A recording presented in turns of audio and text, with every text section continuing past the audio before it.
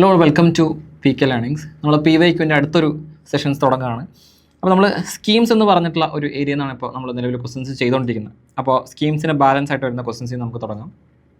അപ്പോൾ ആദ്യമായിട്ട് ചോദിച്ചിരിക്കുന്ന ചോദ്യം എന്ന് പറയുന്നത് area based development and identity to the city are part of. അപ്പോൾ ഏരിയ ബേസ്ഡ് ഡെവലപ്മെൻറ്റും ഐഡൻറ്റിറ്റി ടു ദ സിറ്റിയും എന്തിൻ്റെ ഭാഗമാണ്?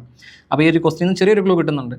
Atal innovation mission, smart city mission, digital India mission, Swachh Bharat mission. അപ്പോൾ ഇത് കാണുമ്പോൾ നമുക്ക് കിട്ടുന്ന ഒരു ഐഡിയ എന്ന് പറയുന്നത് എന്താണ്? ഒരു ഐഡൻറ്റിറ്റി ടു ദ സിറ്റി എന്ന് പറയുമ്പോൾ തന്നെ എന്തായിരിക്കും? സ്മാർട്ട് സിറ്റിയായിട്ട് ബന്ധപ്പെട്ട ഒരു പദ്ധതി ആണെന്നുള്ള ഒരു ക്ലൂ ആണ് നമുക്ക് കിട്ടുന്നത്. അപ്പോൾ ആൻസർ വരുന്നത് ബി, സ്മാർട്ട് സിറ്റി മിഷൻ ആണ്. The Smart City Mission, launched by the Government of India, utilizes a dual strategy for the urban transformation. പ്രധാനമായിട്ടും അർബൻ ട്രാൻസ്ഫോർമേഷൻ നടത്താൻ വേണ്ടി രണ്ട് പ്രധാനപ്പെട്ട കാര്യങ്ങളാണ് ഉപയോഗിക്കുന്നത്. ഒന്ന് അവിടുത്തെ ഏരിയ ബേസ്ഡ് ഡെവലപ്മെൻറ്റ് എന്ന് പറഞ്ഞാൽ transforming the specific pockets of A city through 3 models. ആ ഒരു സിറ്റിയിലെ പ്രധാനപ്പെട്ട പോക്കറ്റുകളെ ഡെവലപ്പ് ചെയ്യാൻ വേണ്ടിയിട്ട് 3 കാര്യങ്ങൾ ഉപയോഗിക്കുന്നുണ്ട്. ഒന്ന് റിട്രോഫിറ്റിംഗ്, അതായത് നിലവിലുള്ള ഇൻഫ്രാസ്ട്രക്ചറുകളൊക്കെ എന്ത് ചെയ്യാം, ഒന്ന് ഇംപ്രൂവ് ചെയ്യുക, ഒന്ന് വികസിതമാക്കി എടുക്കുക എന്നുള്ളതാണ്. 2 redevelopment, replacing the exist built environment, already built ആയിട്ടുള്ള എൻവയോൺമെൻറ്റുകൾ റീപ്ലേസ് ചെയ്യുക.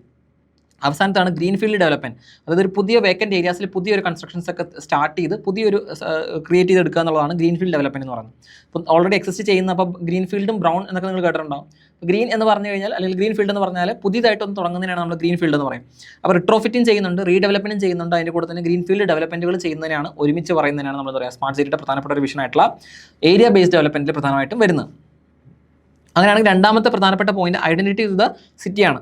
A key objective of this mission is to give a distinct identity to a city by focusing on its main economic activity such as a local cuisine, health, education, arts and craft, culture or sports, or by making the city more livable and sustainable.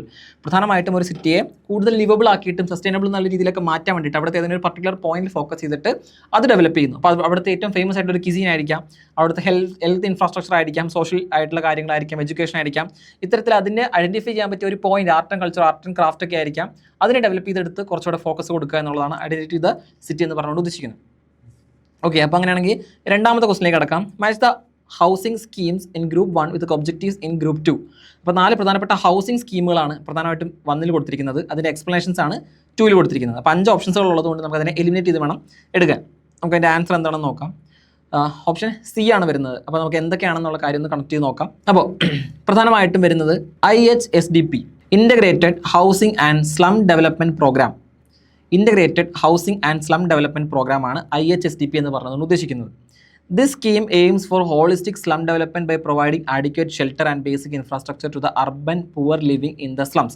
പ്രധാനമായിട്ടും എന്താണ്? Integrated housing and slum development ആണ്. അപ്പോൾ slum ഏരിയാസിനെ develop ചെയ്തെടുക്കുക. അപ്പോൾ നമുക്കറിയാം മുംബൈയിൽ ധാരാവി, അന്തേരി പോലത്തെ ടൗണുകളുണ്ട്. അത് ടൗണല്ല, സ്ലമ്മുകളാണ്. അതിനെ ഡെവലപ്പ് ചെയ്തെടുക്കുക എന്നതുപോലുള്ള പദ്ധതികളാണ് നമ്മൾ IHSDPയുടെ പ്രധാനമായിട്ട് ഉദ്ദേശിക്കുന്നത്. അപ്പോൾ this scheme aims for the holistic slum development by providing adequate shelter and basic infrastructure to the urban poor living in the slums. PMAY, Pradhan Mantri Awas Yojana urban, പ്രധാനമായിട്ടും എന്താ ഉദ്ദേശിക്കുന്നത്? This is the flagship mission of the government of India with the primary objective of providing housing for all. നമുക്കറിയാം, ഇപ്പോൾ നമ്മൾ life mission ഉണ്ട് കേരളത്തിൽ. ഇതിൻ്റെ ഒരു കോൺട്രിബ്യൂട്ടർ ആയിട്ട് വരുന്ന ഒരു സെൻട്രൽ പ്രൊജക്റ്റാണ് പ്രധാനമന്ത്രി ആവാസ് യോജന. പല സംസ്ഥാനങ്ങളിലും ഈ പ്രധാനമന്ത്രി ആവാസ് യോജന വെച്ചിട്ട് പദ്ധതി നടപ്പിലാക്കുന്നുണ്ട്. കേരളത്തിൽ അതിൻ്റെ ഫണ്ടോട് കൂട്ടി കേരളത്തിൻ്റെ ഫണ്ടും കൂടെ ആഡ് ചെയ്തിട്ടാണ് എന്ത് ചെയ്യുന്നത്? ലൈഫ് മിഷൻ നടപ്പിലാക്കുന്നത്. ഇതുപോലെ വീട്, എല്ലാ ആളുകൾക്കും വീട് എന്നുള്ളൊരു സ്വപ്ന പദ്ധതി നടപ്പിലാക്കാൻ വേണ്ടിയിട്ടാണ് പ്രധാനമന്ത്രി ആവാസ് യോജന നടപ്പിലാക്കിയിരിക്കുന്നത്. അപ്പോൾ അതാണ് പ്രധാനമന്ത്രി ആവാസ് യോജന എന്ന് പറഞ്ഞുകൊണ്ട് ഉദ്ദേശിക്കുന്നത്. അടുത്താണ് BSUP, അഥവാ basic service to the urban poor. Basic service to the urban poor as a submission of the JNNURM, അതായത് Jawaharlal Nehru national urban renewal മിഷനാണ് JNNURM അല്ലെങ്കിൽ JNNURM എന്ന് പറഞ്ഞുകൊണ്ട് ഉദ്ദേശിക്കുന്നത്. It focuses on the planned development of identified cities with an emphasis on urban infrastructure and service delivery to the poor. Urban ഏരിയകളിലുള്ള പൂറായിട്ടുള്ള ആളുകൾക്ക് service delivery പ്രോപ്പറായിട്ട് കൊടുക്കുക, അവിടുത്തെ ഇൻഫ്രാസ്ട്രക്ചർ ഡെവലപ്പ് ചെയ്യുക എന്നതുപോലെയുള്ള പർട്ടിക്കുലർ ആയിട്ടുള്ള എയിം വെച്ചിട്ടുള്ള ഡെവലപ്മെൻറ്റുകൾ നടത്തുകയാണ് പ്രധാനമായിട്ട് എന്ത് ചെയ്യുന്നത്? ഈ BSUP നടത്തുന്നത്. അപ്പോൾ അവിടെ പർട്ടിക്കുലർ സിറ്റികൾ ഫോക്കസ് ചെയ്യുന്നു, അവിടെ ഇതുപോലെ ഡെവലപ്മെൻറ്റ്സ് കൊടുക്കുന്നു, അവിടുത്തെ ഏറ്റവും ഗ്രൗണ്ട് ലെവലുള്ള ആളുകൾക്ക് വരെ ഈ വികസനം എത്തിക്കുക എന്നുള്ളതാണ് പ്രധാനമായിട്ട് ഉദ്ദേശിക്കുന്നത്. Basic service to the urban poor. ഇനി RAY അഥവാ രാജീവ് ആവാസ് യോജന. രാജീവ് ആവാസ് യോജന എന്ന് പറയുന്നത് എന്താണ്? സ്ലം ഫ്രീ ഇന്ത്യയെ ക്രിയേറ്റ് ചെയ്തെടുക്കുക എന്ന പേരിൽ വന്നൊരു പദ്ധതിയാണ് എന്ത്? രാജീവ് ആവാസ് യോജന അഥവാ RAY. By encouraging the states or union territories to tackle the problems of the slum in a definitive manner. ഒരു ഡെഫിനിറ്റീവ് മാനറിൽ സ്ലം ഫ്രീ ഇന്ത്യ ഡെവലപ്പ് ചെയ്തെടുക്കുക എന്നുള്ള പദ്ധതിയായിരുന്നു രാജീവ് ആവാസ് യോജന എന്ന് പറയുന്നത് ഉദ്ദേശിക്കുന്നത്. അടുത്ത ക്വസ്റ്റ് നമ്പർ 3 കടക്കാം. Which among the following is not a rural development programme or scheme of government of India. താഴെ തന്നിരിക്കുന്നതിൽ റൂറൽ ഡെവലപ്മെൻറ്റ് പ്രോഗ്രാം ആയിട്ടുള്ളത് അല്ലാത്തത്, നോട്ടാണ് ചോദിച്ചിരിക്കുന്നത്, ഒരു സ്കീം ഓഫ് ഗവൺമെൻറ് ഓഫ് ഇന്ത്യയുടെ ഒരു സ്കീം അല്ലാത്തതും ഏതാണ്? ദിശ, MGNREGA, Swachh gram, fame India scheme, ഈ 4 ഏതാണ് ഗവൺമെൻറ് ഒരു റൂറൽ ഡെവലപ്മെൻറ്റ് പ്രോഗ്രാം അല്ലാത്തത്? അത് ഗവൺമെൻറ്റിൻ്റെ ഒരു സ്കീമോ അല്ലെങ്കിൽ ഗവൺമെൻറ് സ്കീമിൽ പെട്ടതാണെങ്കിൽ അതിൽ റൂറൽ ഡെവലപ്മെൻറ്റുമായിട്ട് ബന്ധപ്പെടാത്തതോ ആയിട്ടുള്ളൊരു പദ്ധതി ഏതാണ് എന്നാണ് ചോദിച്ചിരിക്കുന്നത്. അപ്പോൾ അതിൻ്റെ ആൻസർ ആയിട്ട് നമുക്ക് പറയാൻ പറ്റുന്നത് ഫെയിം ഇന്ത്യ സ്കീമാണ്. ഗവൺമെൻറ് റൂറൽ ഡെവലപ്മെൻറ്റ് പദ്ധതി അല്ല ഫെയിം ഇന്ത്യ. പകരം എന്താണ് faster adoption and manufacturing of hybrid and electric vehicles എന്ന് പറയുന്നതാണ് FAME. It is a national initiative focused on promoting electric and hybrid vehicle technology to reduce vehicular emissions and fossil fuel dependency. It is an industrial and environmental policy rather than a rural development program. പ്രധാനമായിട്ട് FAME എന്ന് പറയുന്നത് എന്തിനാണ്? Electric vehicles promote ചെയ്യാൻ വേണ്ടിയിട്ടുള്ളതാണ്. അപ്പോൾ it is an industrial and എൻവയോൺമെന്റൽ policy rather than a rural development program. Question ചോദിച്ചിരിക്കുന്ന പോലെ ഒരു റൂറൽ ഡെവലപ്മെന്റ് പ്രോഗ്രാം അല്ല, മറിച്ച് അത് എന്തിനു വേണ്ടിയിട്ടുള്ളതാണ്? അത് പ്രധാനമായിട്ടും ഹൈബ്രിഡ് ഇലക്ട്രിക് വെഹിക്കിൾസിനെ പ്രൊമോട്ട് ചെയ്യാൻ വേണ്ടിയിട്ടുള്ള ഒരു മിഷനാണ് ഫെയിം ഇന്ത്യ സ്കീം എന്ന് പറയുന്നത്. ഓക്കെ, അപ്പോൾ ക്വസ്റ്റ്യൻ നമ്പർ 4ലേക്ക് കടക്കാം. ഓൺലൈൻ പഠനത്തിന് കുടുംബശ്രീയുമായി ചേർന്ന് വിദ്യാശ്രീ പദ്ധതി നടപ്പിലാക്കുന്നത് ആരാണ്? ഏത് വകുപ്പാണ്? വിദ്യാഭ്യാസ വകുപ്പ്, കേരള സ്റ്റേറ്റ് ഫിനാൻഷ്യൽ എൻ്റർപ്രൈസ്, സാംസ്കാരിക വകുപ്പ്, കേരള ഫിനാൻഷ്യൽ കോർപ്പറേഷൻ. ഈ 4 ഏതാണ് കുടുംബശ്രീയുമായി ചേർന്ന് വിദ്യാശ്രീ പദ്ധതി നടപ്പിലാക്കുന്നത് ആരാണെന്നാണ് ചോദ്യം. അപ്പോൾ കേരള സ്റ്റേറ്റ് ഫിനാൻഷ്യൽ എൻ്റർപ്രൈസ് അഥവാ KSFE ആണ് ഇത് നടപ്പിലാക്കുന്നത്. അപ്പോൾ ഓൺലൈൻ പഠനത്തിന് വേണ്ടി വിദ്യാർത്ഥികൾക്ക് ലാപ്ടോപ്പുകൾ ലഭ്യമാക്കുന്നതിന് വേണ്ടിയിട്ട് കുടുംബശ്രീയും KSFEയും ചേർന്ന് നടപ്പിലാക്കിയ മൈക്രോ ക്രെഡിറ്റ് വായ്പ പദ്ധതിയാണ് ഏത് വിദ്യാശ്രീ എന്ന് പറയുന്നത്. കുടുംബശ്രീ അയൽക്കൂട്ട അംഗങ്ങൾക്കായിട്ട് KSFE ആവിഷ്കരിച്ച ഒരു സ്മാർട്ട് വോൾട്ടേജ് ചിട്ടി പദ്ധതിയാണ് പ്രധാനമായിട്ടും ഈ പറയുന്നത്. തിരിച്ചടയ്ക്കുന്നവർക്ക് പലിശ ഇളവ് ഉൾപ്പെടെയുള്ള ആനുകൂല്യങ്ങൾ ഈ പദ്ധതിയുടെ ലഭിക്കുന്നു. സാമ്പത്തികമായി പിന്നോക്കം നിൽക്കുന്ന കുടുംബങ്ങളിലെ കുട്ടികൾക്ക് ഡിജിറ്റൽ പഠന സൗകര്യങ്ങൾ ഉറപ്പുവരുത്തുക എന്നതായിരുന്നു ഇതിൻ്റെ പ്രധാനപ്പെട്ട ലക്ഷ്യം. നമുക്കറിയാം കോവിഡ് ലോക്ക്ഡൗൺ ഒക്കെ വന്ന സമയത്ത് കൂടുതലായിട്ടും ഡിജിറ്റൽ സൗകര്യങ്ങൾ കുട്ടികൾ ആവശ്യപ്പെടുന്ന അല്ലെങ്കിൽ അവർക്ക് വേണ്ടി വന്നൊരു സമയമായിരുന്നു. ആ ഒരു സമയത്തിന് എന്ത് ചെയ്തു, ഇത് ഭയങ്കരമായിട്ട് ഹെൽപ്ഫുൾ ആയിട്ട് മാറിയിട്ടുണ്ട്. ആശാപ്രവർത്തകരുടെ യോഗ്യത, ഇതിൽ തെറ്റായ പ്രസ്താവന തിരഞ്ഞെടുക്കുക. അപ്പോൾ താഴെ തന്നിരിക്കുന്ന 4 ഓപ്ഷൻസിൽ ആശാപ്രവർത്തകരുടെ യോഗ്യതയുമായി ബന്ധപ്പെട്ട് തെറ്റായ പ്രസ്താവന തിരഞ്ഞെടുക്കുക എന്നാണ് ചോദ്യം. +2 പാസ്സായിരിക്കണം, അതേ പഞ്ചായത്തിലെ വ്യക്തിയായിരിക്കണം, ഒരു വനിതയായിരിക്കണം, 25 മുതൽ 45 വയസ്സ് പ്രായപരിധിയിലുള്ള ആളാവണം. അപ്പോൾ ഇതിലേതാണ് ശരിയായ പ്രസ്താവന എന്നാണ് ചോദിച്ചിരിക്കുന്നത്. അപ്പോൾ ഇതിന് ആൻസറായിട്ട് നമുക്ക് വരുന്നത് +2 പാസ്സായിരിക്കണം എന്ന് പറയുന്നതാണ്.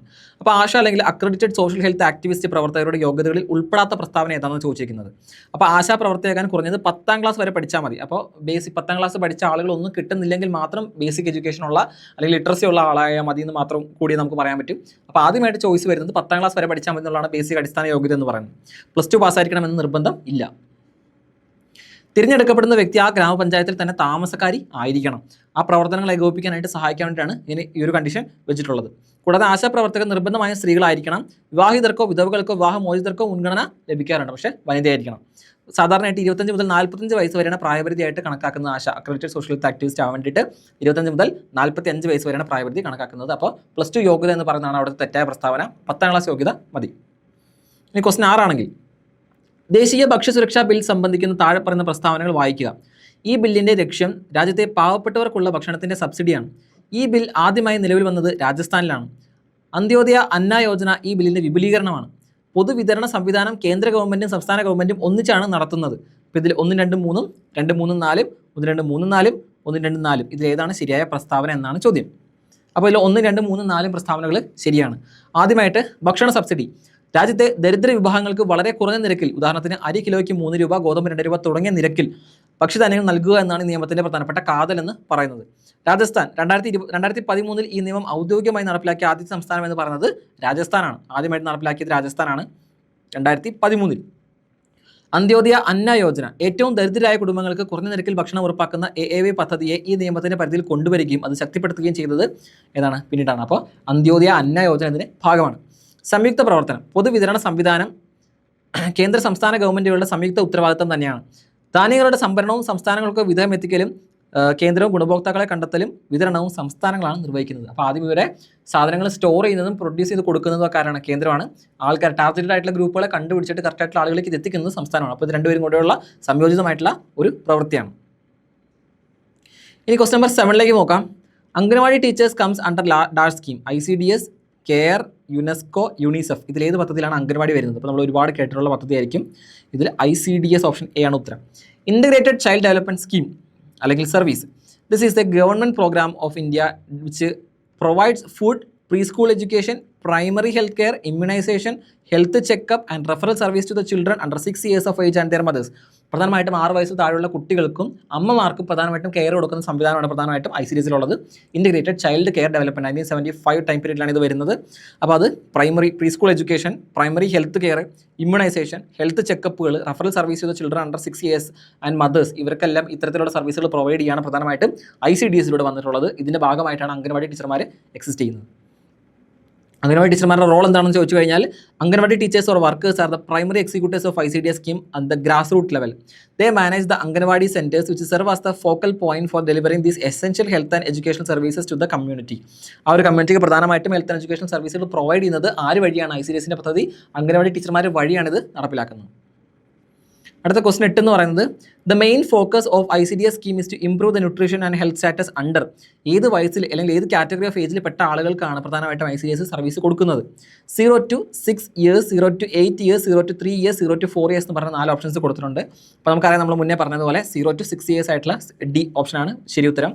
The integrated child development scheme is A scheme or a flagship program under the government of India aimed at the holistic development of children. കുട്ടികളുടെ ഹോളിസ്റ്റിക് ഡെവലപ്മെൻറ്റിൻ്റെയും അമ്മമാരുടെ ഡെവലപ്മെൻറ്റിൻ്റെയും വേണ്ടിയിട്ടാണ് പ്രധാനമായിട്ടും ICDS കൊണ്ടുവന്നത്. പ്രധാനപ്പെട്ട ഫോക്കസ് എന്ന് പറയുന്നത് nutrition health status to the children under the age of 0 to 6 അല്ലെങ്കിൽ between the age of 0 to 6. പ്രധാനമായിട്ടും 0 മുതൽ 6 വയസ്സ് വരെയുള്ള കുട്ടികൾക്കാണ് ഈ സർവീസുകൾ പ്രധാനമായിട്ടും പ്രൊവൈഡ് ചെയ്യപ്പെടുന്നത്. ICDS വഴിയുള്ള പ്രധാന സർവീസുകൾ പ്രൊവൈഡ് ചെയ്യപ്പെടുന്നത്. Beyond nutrition and health, it aims to lay the foundation for proper psychological, physical and social development of the child.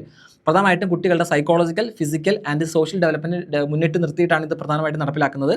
It delivers a package of 6 services including the supplementary nutrition, immunisation, health checkup, referral service and non formal pre school education and nutrition and health education.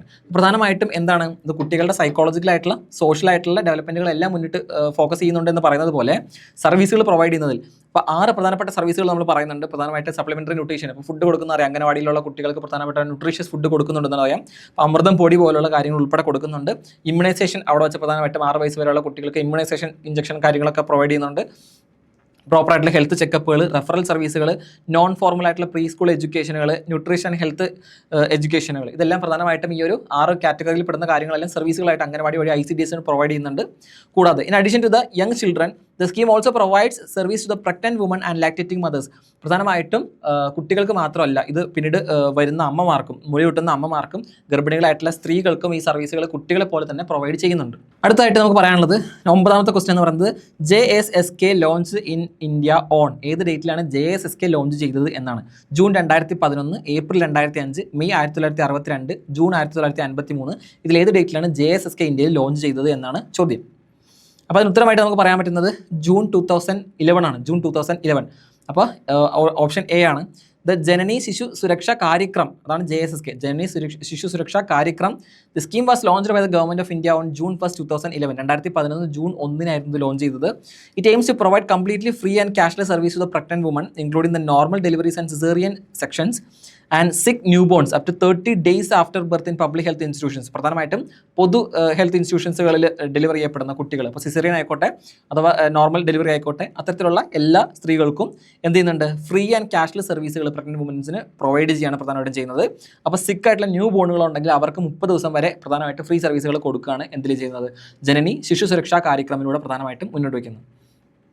അതിൻ്റെ benefits എന്ന് പറയുകയാണെങ്കിൽ, the initiative covers expenses for drugs, consumables, diagnostics, blood provision and transport from home to the facility and back, ensuring that no family faces out of pocket expenses for maternal and infant health care. അപ്പോൾ പ്രധാനമായിട്ടും ഈ fund ഇല്ലാത്തതുണ്ടെങ്കിൽ basic ആയിട്ടുള്ള കാര്യങ്ങൾ ഡെലിവറിയുടെ സമയത്തോ അല്ലെങ്കിൽ അതിനുശേഷം കുട്ടികൾക്കോ ഒക്കെ ആദ്യത്തെ സമയങ്ങളിൽ വേണ്ടത്ര സർവീസുകൾ കിട്ടാതെ പോകുന്നത് ഫണ്ട് ഇല്ലാത്തതുകൊണ്ടാവരുത് അല്ലെങ്കിൽ പൈസ കിട്ടാത്തതുകൊണ്ടാവരുത് എന്നാണ് പ്രധാനമായിട്ടും മറ്റേണൽ ആൻഡ് ഇൻഫൻറ്റ് ഹെൽത്ത് കെയറിന് പ്രയോറിറ്റി കൊടുത്തുകൊണ്ടാണ് ഈ ഒരു പദ്ധതി നടപ്പിലാക്കാനായിട്ട് തീരുമാനിച്ചിരുന്നത്. അപ്പോൾ അവസാനത്തെ ഒരു ക്വസ്റ്റിലേക്ക് നമുക്ക് കടക്കാം. Pradhan Mantri Mudra Yojana has 3 schemes which one of the following doesn't belong to it. പ്രധാനമായിട്ടും പ്രധാനമന്ത്രി മുദ്ര യോജനയിൽ പെടാത്ത കാര്യം എന്താണ്? പെട്ടതിൽ 3 പെടാത്തൊരു സ്കീം ഏതാണ്? Shishu loan up to 50,000, Kishor loan up to 5 lakh, Varun loan up to 8 lakh, Tarun loan up to 10 lakh. ഇതിലേതാണ് ഇതിൽ പെടാത്തത്? പ്രധാനമന്ത്രി മുദ്രയിൽ പെടാത്തത് ഏതാണെന്ന ചോദ്യം. അപ്പോൾ നമുക്കറിയാം Varun up to 8 lakh. Varun എന്ന് പറഞ്ഞൊരു പദ്ധതി ഇല്ല.